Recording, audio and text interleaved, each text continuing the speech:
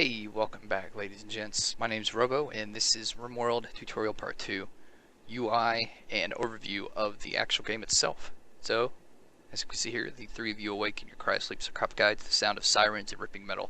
Barely get to the escape pods before your ship is torn apart. So the TLDR is you're crash landing on a planet with a few supplies.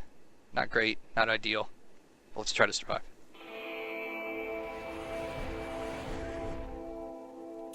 Alright, so here we are. And you're already probably like, what the hell? What am I doing? So, the first thing we're going to do is go through pretty much all of these menus and whatnot. And I'm going to start with the colonists themselves. If we click, we can see multiple tabs, lots of crazy information and stuff. I thought that person's name was AI for a second. But we'll click Hutch here and we'll just check a few things out. We can see that in his gear he's got a few t-shirts. They're normal.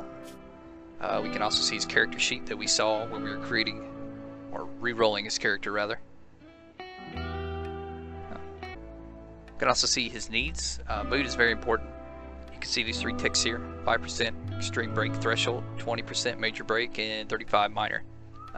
For example, minor break could be something like they daze off, they just stop doing what they're doing, they go hide in their room. Anything that disrupts them from working is bad because you're trying to survive. So you're going to want to keep this in check. Major break might be something like they go wandering outside and start stripping clothes off, just crazy stuff like that. And extreme break can be if they have like the trait berserk. They may run around and start smashing stuff. Luckily none of us do, so another good example is pyromaniacs will actually go light stuff on fire. Which is not great, not ideal at all. We can see here also there's a bunch of ticks. For example, on the food, if this gets below this tick, you'll start to get a negative penalty here, which will of course affect your mood. You can see this arrow here is where the mood's moving, so we can see it's currently moving up towards that area. Same thing with rest, you'll get a negative penalty and then another one.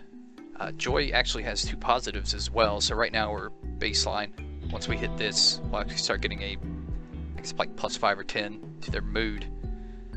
Beauty, same example. Comfort is really great because if they're very comfortable, they'll just keep getting up to, looks like 4 different bonuses here.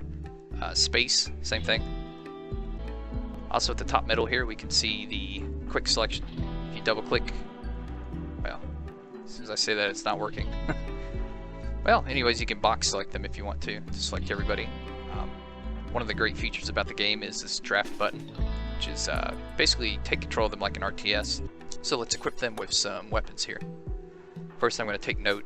It's something great to do as well. I probably shouldn't give Miss AJ here a weapon because she sucks at shooting, so we're going to give her a knife. Alright, you're level 5 at shooting, and you're level 1, so let's do that. Boom. And this is going to be for like when you need to defend yourself against a random pirate that appears. Oh, wouldn't that be useful if someone randomly appeared? Oh my god, it's a pirate. Oh, I just spawned another one. Well, this is gonna be interesting. Boom. Oops. Well, we can see I killed one of them and they immediately start to flee, but anyways, the drafting is gonna be for when you want to position your people. We can see he's taking aim and boom, good shot. You also need to be careful when you're firing because you can friendly fire. This happened a crap load. So I'll just back these two people off. He's probably shot in the leg, so he's moving slower. You can see moving here is very poor. He's got a peg leg. AJ's gonna mess him up. Nice. So that's basically the draft in a nutshell. After you're done with people, make sure to undraft them. Otherwise, they'll just stand there with their weapon. Probably go on a mental break. Now let's go ahead and pause the game again. So what you saw me use there was the developer mode. Which is it's fun to mess around with. Mentioned it a little bit earlier. I'm just going to keep it off for now. If you want to play the game legitimate, just don't turn it on. Usually I'll turn it on to test mods and whatnot, but at this point, also the kind of sandbox build as well, which is kind of fun. Okay, so we're going to move our way down here to the bottom right. We can see a bunch of numbers and crap. We can see that we need colonist beds. Any like kind of small alert will go here. Also, when there's like a pirate raid, I'm not going to trigger it. You'll basically get a red letter here, and if you have the options set for it, it will actually pause the game for you. So we can see pause on urgent letter. I have that ticked. It's really good. It gives you time to react in case you're like on speed 3. Not really necessary to be honest, but whatever. We also have the temperature here, which is currently 49 degrees American or Fahrenheit. We can see that it's clear, no penalties or modifiers to anything. For example, if it's cloudy, your solar panels will not get as much power, that kind of stuff. If it's rainy, it might be windy, your wind turbines will get more power, etc., etc. You can see it's the 7 a.m. or 700 hours in the morning. You can also see it's the 6th of spring, 1550, or 550 rather. This is important because you only have 15 days in each season. So right now it's spring, we should start planting some stuff. When it makes it into summer, that's great to keep planting. When it hits fall, that's when it's going to start to get kind of cold. Can't really plant things, can't store food up for the winter, for example. And then when it's winter, of course, you can't grow things outside at all because it's too cold. You can see below that we have our options here. Currently these are grayed out because we were just in combat, and boom, there we go. I can go up to 3 times as well. Perfect. And in the bottom here we have a couple toggles for overlays. This is the home area, automatic creation, and we're going to get a little ahead of ourselves here. The home area is basically anything you construct will be added to the home area, and it tells your colonists what they need to worry about repairing and firefighting. That's basically it. And if you leave this ticked, it'll take care of that. So we go into structure here. We'll build a wall real quick. First we'll allow colonists to use. And we'll go back into zone here. We can see this expanded, looks like 4 tiles out, basically. Yeah. So area of, what is that? 9 by 9, yep. Of like the home area. So if this will catch fire randomly, I don't know why they would ever catch fire. Okay, we're not going to use the cheater mode anymore, but they'll basically run over and firefight.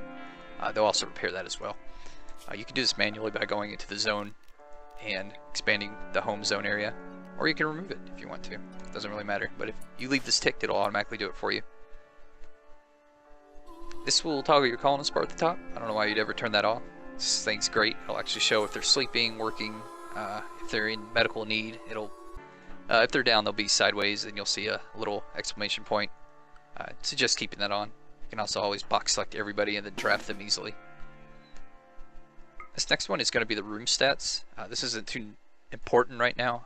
Basically, if you have any enclosed rooms, it's going to tell you the, I think, average baseline beauty, lighting, cleanliness, that kind of stuff. And all of this is going to go back in to your needs. For example, beauty here and space. Back on the beauty thing. I just realized that icon's, I think it's a meme. But the beauty icon here is going to show you what the ground's beauty rating is. And you can increase this by putting floors down. Again, it's kind of important. It's one of these extra little modifiers in your needs that will give you positive bonuses to their mood, which may keep them from going berserk. So we also have the toggle visibility of zones here. So if we go ahead and create, for example, a growing zone, we can see that we can still barely see it. It's just a different color there. We can actually toggle that on and off if we want to, if you don't want to just look at zones all the time. And then the last one is the categorized list. I think this is off by default. So at the top left here, once we have a stockpile zone and have all of these resources stockpiled, we'll see a readout of every single item. If you have the categorized list on, it'll group foods together, manufactured items, raw materials like wood or metal, etc., etc. So that's basically all of these in a nutshell. The next thing I'm going to talk about is item management. And you can see here that these lost their X's. Basically what that means is colonists will not go and pick these up or use them or anything. They're forbidden from using these. And this is useful. It's set by default on pretty much every item. For example, these logs were just kind of out in the random in the world, so we'll go ahead and tell the colonists to pick that up if they want to. I'm just going to take a look in the world here, and this is pretty important to do at the start. You want to get all of the resources you can. We can see we have some meals here and some metal. It's kind of far away, but we'll get it. Whatever. Some more metal. Some more meals. Another way you can do it easily is just kind of box select everything if you want to. You can see we found some steel somewhere. I know box select animals if there's no items in the area. Yep, so I think we got, oh, saw it.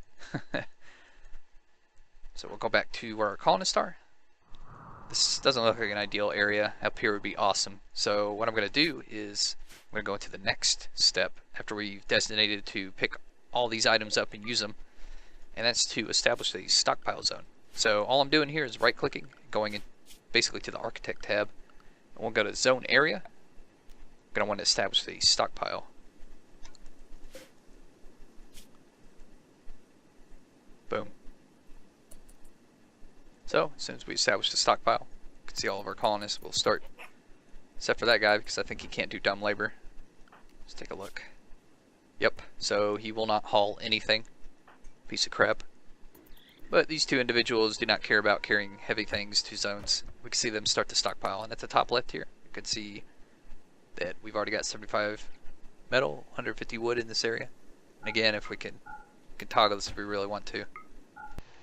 Howdy folks, this is Post-Production Robo. Just like to thank you for watching this video. I actually broke this down into two parts. What you can see now is me kind of going very briefly over some of the zones, and then in another video I'm going to actually touch on the survival aspect and how to use the architect to your advantage, and basically go through every single item and what they do, and show off how you can configure these items as well.